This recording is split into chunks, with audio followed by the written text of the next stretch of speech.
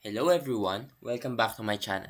In this video, we will go over how to apply for CapCut Template Creator program. So now let's begin. The first thing we need to do is go to web browser and search for CapCut Creator program.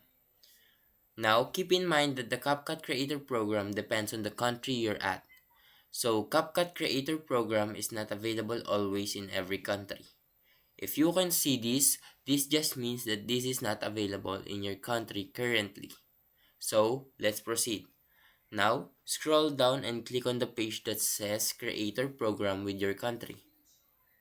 Now, this will redirect you to this page. You may now click on View More. After that, click on OK. And then, from here, you basically can apply for the CapCut Creator Program. And that's everything for this video. If this helped, please leave a like and subscribe.